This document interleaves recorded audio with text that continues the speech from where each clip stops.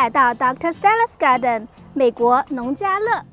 今天我们一起来收大蒜，一起聊一聊收大蒜之前、之中和之后应该注意的问题。什么时候收大蒜呢？那么这个收大蒜呢，这个时间呢，每个人在不同的地区，但是有通常这么几个迹象表明了这个大蒜可以收了。第一个，一般呢都是在6月初，我在美国东部宾州7A 种植区，在6月初的时候收。第二个迹象呢，就是在蒜苔收了以后呢，2-3周以后可以收。第三个呢，它这个你会发现这个大蒜啊，它有这个倒伏现象，对不对？这是洋葱啊，你看这个大蒜。它都倒下来了，普遍呢它都有这个倒伏。另外我们会看到的一个迹象是什么呢？你会看这个大蒜，然后呢它有大概3到4片叶子都黄了，泛黄了，这样都黄了，那么也基本上是可以收了。收大蒜之前的7到10天，我们需要做2个工作。第一个叫憋大蒜。就是这个大蒜，我们要把它压下来，让它的营养不要再去长这个枝了，而是去长根。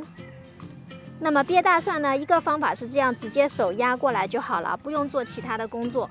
另外一个呢，你也可以这个大蒜在这边打一个结，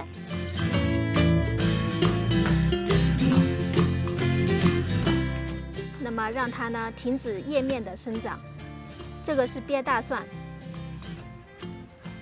收大蒜之前的7到10天还要注意的一个工作是什么呢？就是不要浇水，这样让它保持干燥。好，那么现在呢，开始收大蒜。收大蒜的时候，可以跟我这样用个铁锹去挖一下。当然是在旁边没有植物的时候，不影响其他植物的根的时候啊。那么这样呢，可以保证它整个蒜头都收上来。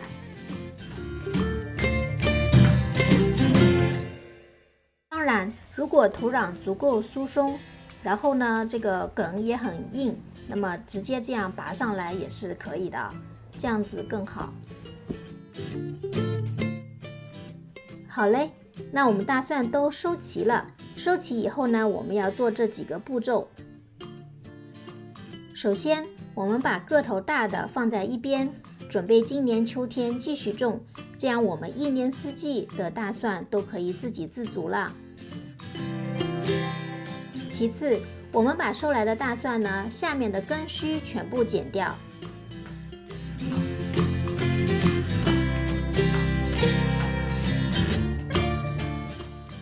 然后，我们把这些剪完根须的大蒜，把它放在一个阴凉通风处，放2到3天。那么这个梗儿稍微有一点干瘪，对，这个状态我们就可以开始打辫子了。好，那这个大蒜差不多有一点干瘪呢，我们就要开始打辫子了。左下、右上交叉放，中间垂直，最上面放一根，这样放好了，对不对？好，左边打一个。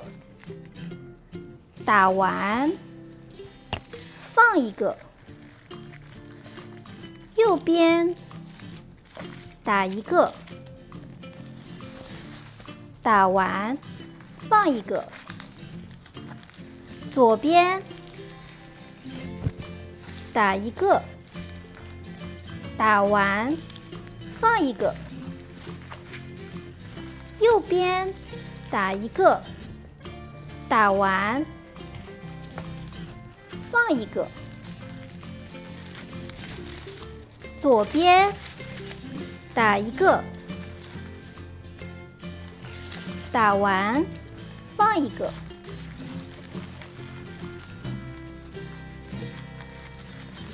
右边打一个。打到这里呢，有一点多了，我们打过来的时候呢，可以多抓几个枝，没关系的。这边自然而然顺下来的这个3股一起打过来。打完之后呢，放一个，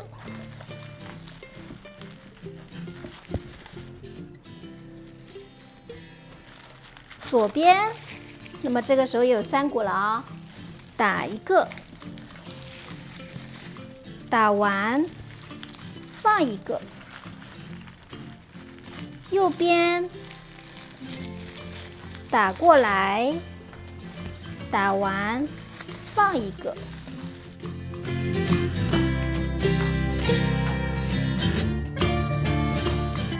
打过来呢，再放一个。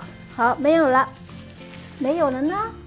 我们这边打过来，稍微打紧一点哈。好，再打一下，就是到末尾了嘛。对，多打2下，就是后面也是越来越小。好，对，好的。这样打完之后呢，我们再把这边给它卷进，给它套进去。这个洞啊，这边也卷进来。那你要是给它拨过来，这样它就比较有力气。我们待会儿就是这样子去挂就好了，用这个。那这个有一点多的哦。现在我来把它拿过来哦，要整个人拿。那或者说你用一个绳子这边捆一下也是可以的，一样的，就是紧固住就可以了。好，给大家看一下全貌啊。